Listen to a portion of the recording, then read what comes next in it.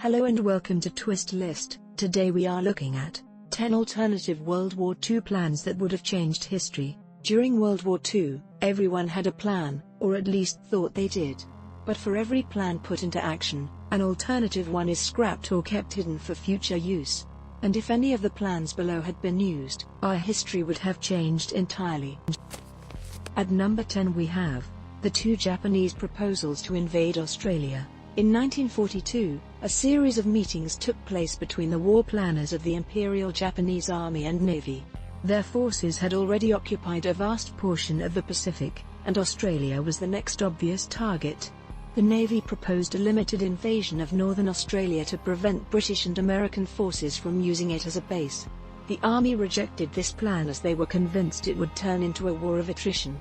The Army Command would actually have preferred to stage a full-scale invasion, but the sheer size of the Australian continent would require 10 divisions, a number they would not be able to produce while most of their troops were stationed in China. Transporting and supplying them would also be a logistical nightmare. Instead, they proposed a plan to encircle Australia, called Operation F's. By occupying eastern New Guinea, the Solomon Islands, and the New Caledonia Fiji Islands, Australia would be fully blockaded and forced to surrender.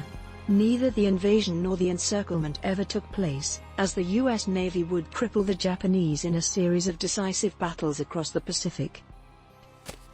The 9th spot on the list is occupied by an Allied invasion 1 year earlier than D-Day. In 1942, General Dwight Eisenhower came up with a plan for early invasion of Germany. Dubbed Operation Roundup, the plan would see Allied forces land in France as early as 1943.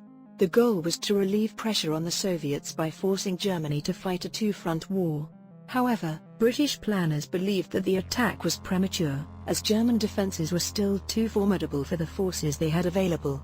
The attack was postponed in favour of Operation Torch, which was aimed at a softer target, North Africa.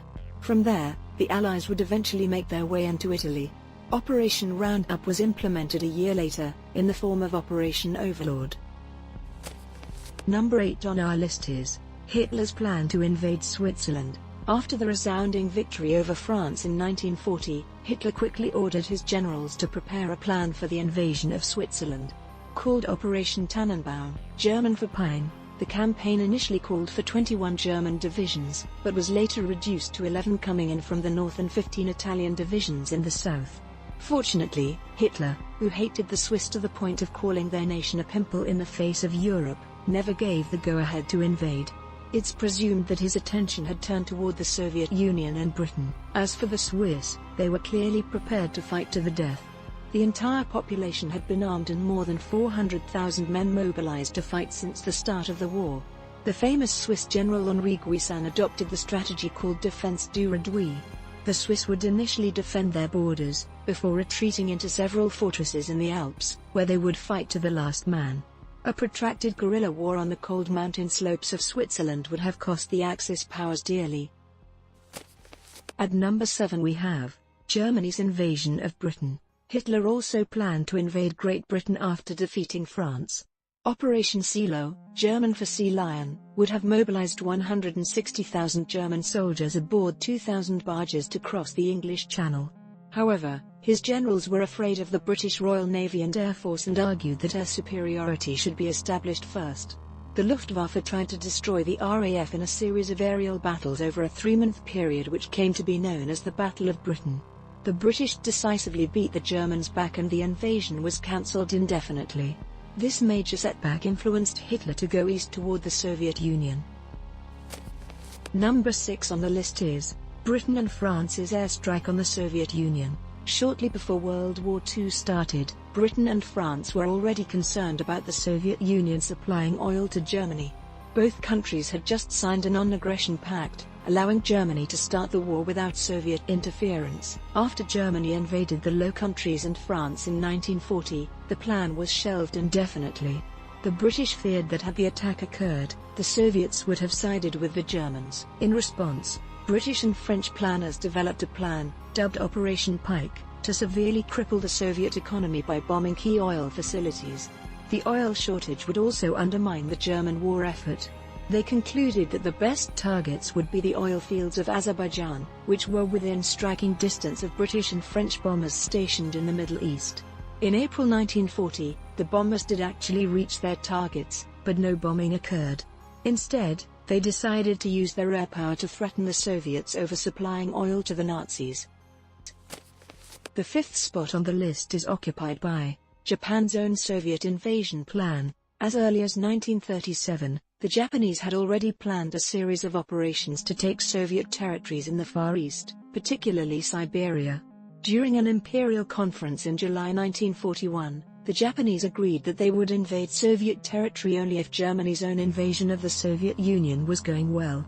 The Soviets would have been forced to fight a two-front war against the Germans in the West and the Japanese in the East.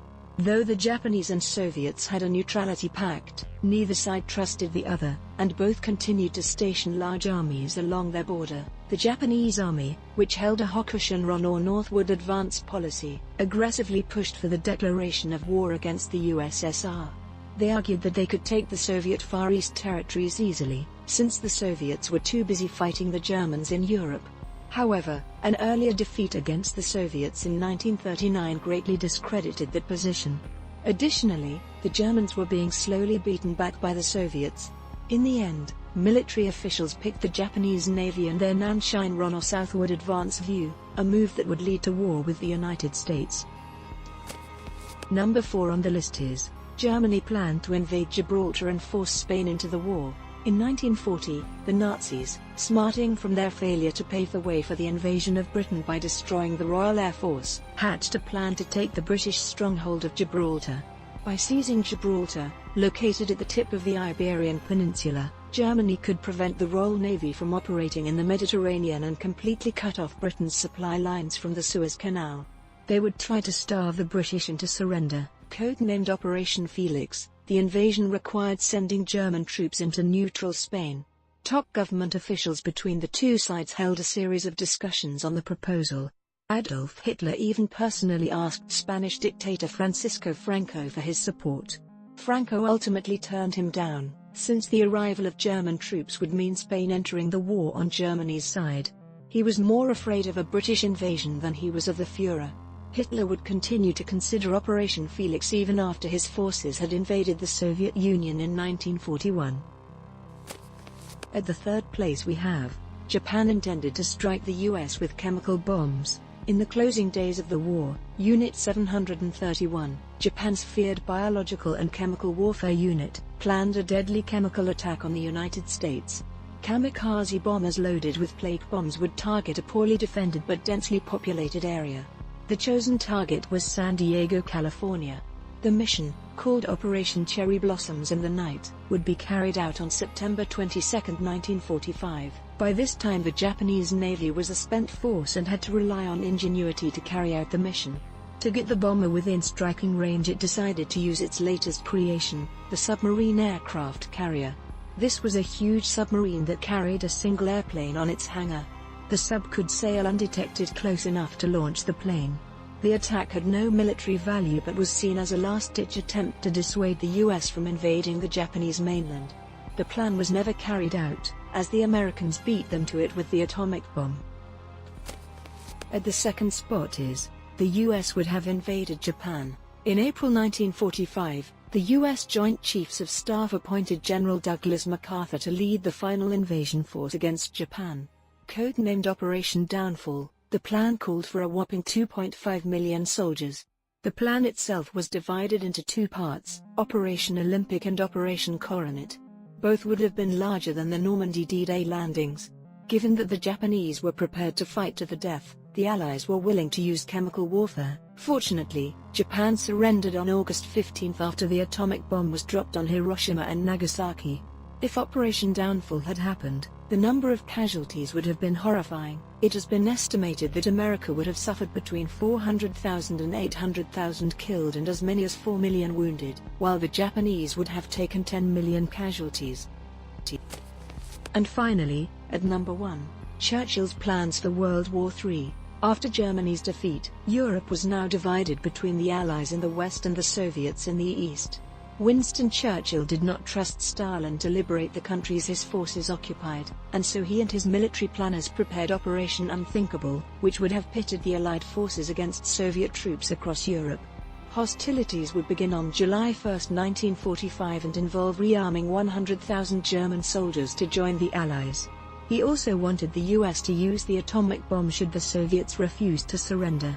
Churchill's plans never transpired, as the Americans were too weary for another war. In a cable sent from the White House, U.S. President Harry Truman told him the U.S. would not help him drive the Russians from Eastern Europe. Thanks for watching. If you enjoyed this video and would like to see more, then please hit the subscribe button.